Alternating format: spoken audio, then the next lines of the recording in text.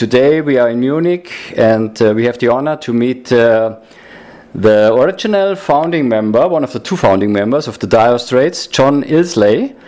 And so welcome in Munich. He does his show tonight, and we do an interview now. Thank you. Okay. Hello. John, as we all know, your new album, the last album, Testing the Water, came out, and there's also a new live album, which is called Live in London. Yeah. So please tell us something about both albums, a little bit about the songwriting and how you produced and recorded it, and what is the difference between the live and studio album, mainly from your point of view. Okay, well they're two very separate things. Obviously the live album is something which has come about from just putting together a live show and deciding what songs we're going to put on it, and I mixed a whole lot of things in. I mean, I put a Pink Floyd a song in there just for a bit of fun because we were doing it in rehearsals. Okay. For the sound check. Somebody said, "Why on earth are you playing a Pink Floyd song?" I said, "I don't know really. I just because it sounded good." And the guitar player played the solo great. And we did a Leonard Cohen song, and we did some of my stuff, and we did some Dire Straits things. And I recorded it completely spontaneously. There was a chap there who said, "I've got the machine. Do you want to record it?" And I said, "Sure." So it is a complete recorded, just one concert. It's not putting a lot of concert things together. It's one concert. It's just one concert in London. In London, and so they just said, "Do you want us to record it? We have the machine here." So I said, "Yeah, sure, record it, just for the hell of it." And then when I listened back to it, actually it sounded pretty good. Yeah. So I thought, "Oh, what the hell? Let's put a live album out." That's cool. And that's how these things come about. You just a lot of it's spontaneous. Yeah. But making an album in the studio is a much more of a delicate process in a way. That's right. It takes. I'm a slow writer, and I've said this before, but it takes me time to get the right feeling of what I want to try and say, and also putting the song. I've got a lot of songs, but some fit better together than others, and so you make a pattern, if you like. How much songs did you record for the Testing the Water album? I recorded 10, I think. So there's a couple that didn't actually make the grade. Okay. I wanted to make it a bit tighter and have a bit more power to it, because it was a very like in the old vinyl days. Yes, in a sense, that's true. Of course, in the old vinyl days, you had the first one side, and then you had number two side. So you had to decide how you were going to start the record and what you're going to finish the first side with, and then flip it over. With the CD, it's different, obviously. Yeah. But I still approach it in the same kind of way. You know, the album has to have a flow. That's it. It's very, very important to have a flow. I think so. And I remember a conversation that I had with somebody about the Dark Side of the Moon, because Pink Floyd was saying they didn't really want the songs being picked off, you know, like in Spotify or you know, because it was a piece of music. Yeah. And in a sense, I agree with that. But modern technology being what it is, things have changed, as you know, because this is your world more than mine. But the songs were very important to me because I don't know whether you knew, I had a bad illness, you know, about 4 years ago. I had cancer, and that's all sorted now. But it made me think about things quite differently for a bit, because when you're close to the edge, which I was, you start to wonder about certain things that are going on, not only in your own life but also going on around you, and you build up an idea about things, and I wanted to get some of those ideas down. Yeah. You know, and I think reasonably successfully. So. Yeah. As we know, you do tonight a concert at the Ampere, which is one of the best locations in Munich for this kind of music you do. Yeah. It has a very good acoustic, and we saw a lot of videos on YouTube where you do also live things, and the band is incredible tight, incredible. Mm-hmm. So what can we expect from the show tonight? You do 2 sets we heard already? Yeah. We do two shows, two separate things. Yeah. And partly because it's a long show in one piece. It's just under 2 hours, and it's pretty physical. And I'm doing all the singing now as well as the bass playing. And I've realised actually it does take it does take it out of you. So now I have some sympathy for Mark a bit more.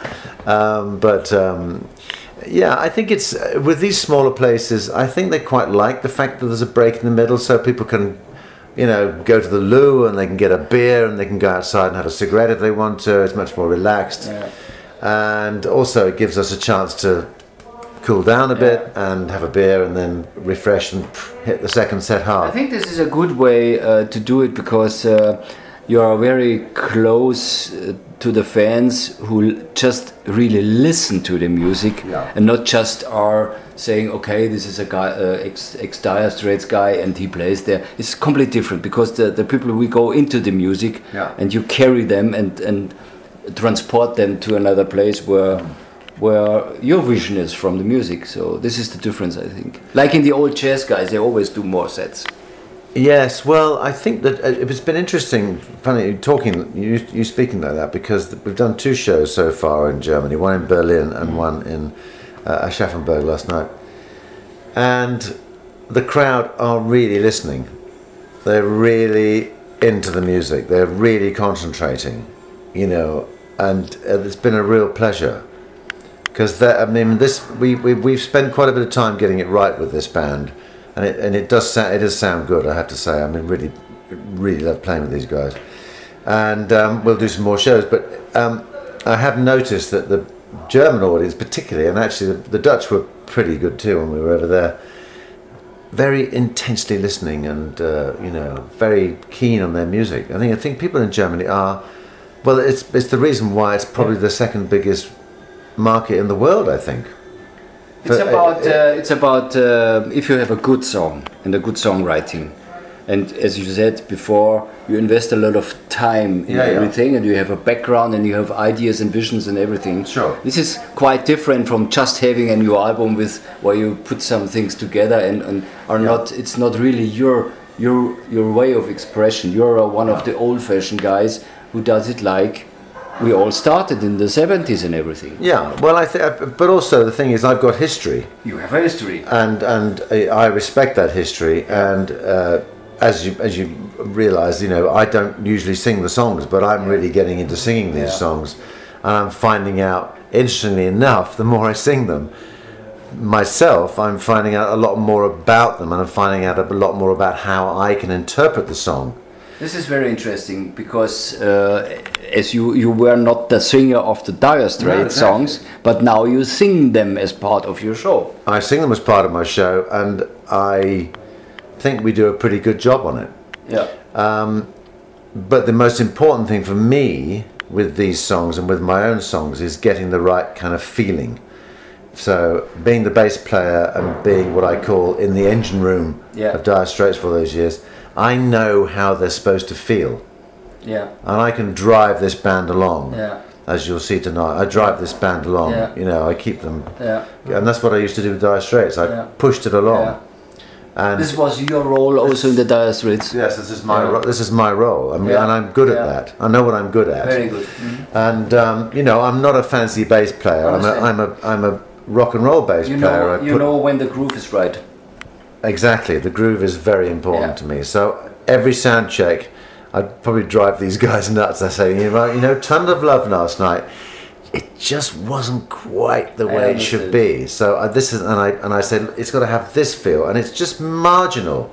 It's very small, but it makes all the difference. I understand. And that's why the Dire Straits thing had a certain special thing about it, because we spent a lot of time getting that right. Yeah. That's the point about it.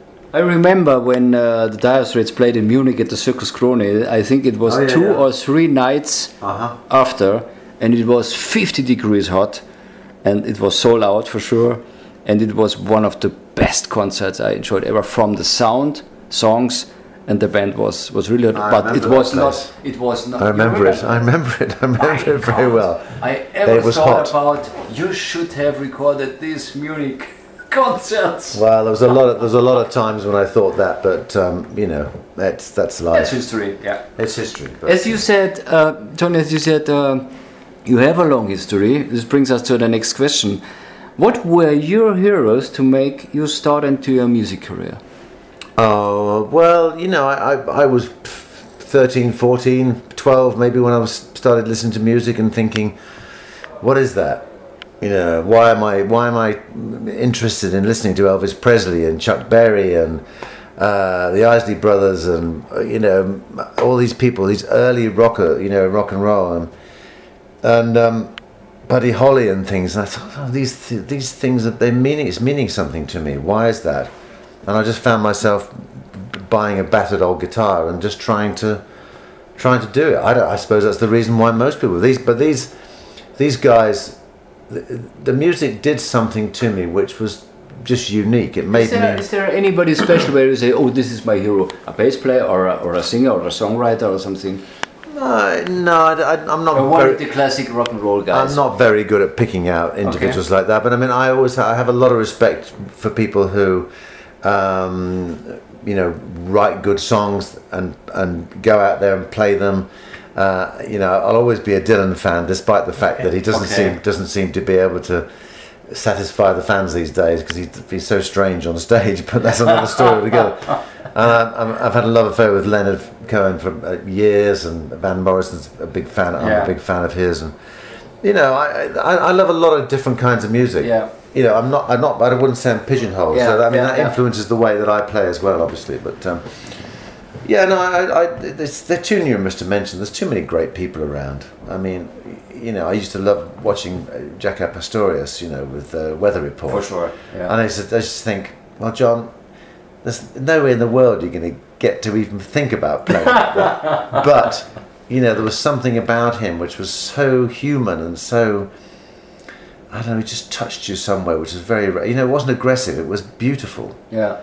You know, very lyric. Very, very sad when he passed away. But, you know, there's a lot of fantastic players out there. I mean, let's face it, it's the best game in town, music, isn't it?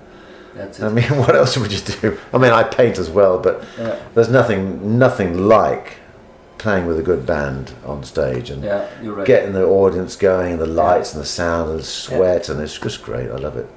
Very good. This brings us to one of the last questions. Tell us if you just spontaneously a funny tour bus secret or something nobody knows about you. A secret nobody knows about me. Yeah. Oh, God, that's a difficult one. You've sprung that one on me. What don't they know about me? Probably a lot of things. Maybe they don't. They shouldn't know. I don't know. I don't get dressed up in women's clothing. I've stopped smoking. You know, I don't really have any peculiar things. I mean, I love to paint. I mean, that's one of my passions. You know, and I've been doing it since I ever started playing the guitar. Really? I've been a painter as well, so not many people know that. But you know, I've got an exhibition in London in May, and I've done. And what kind of style? It's pretty abstract. You should check it out on johnillsley.com. Very good. You should check it out. We have the secret of John. He paints, and check it out on the John Illsley. Illsley. Sorry, my God. .com. Yeah. My guilty pleasure. Very good. John, please give some greetings to your fans. Well, hi, anybody out there who loves Dire Straits and has been listening to my music recently, it's a great pleasure for me to be out playing again, and I hope you get a chance to come and see us. I've got a really good band right now. Okay. Thank you very much, John. We have a great concert of. It is a good sound in here.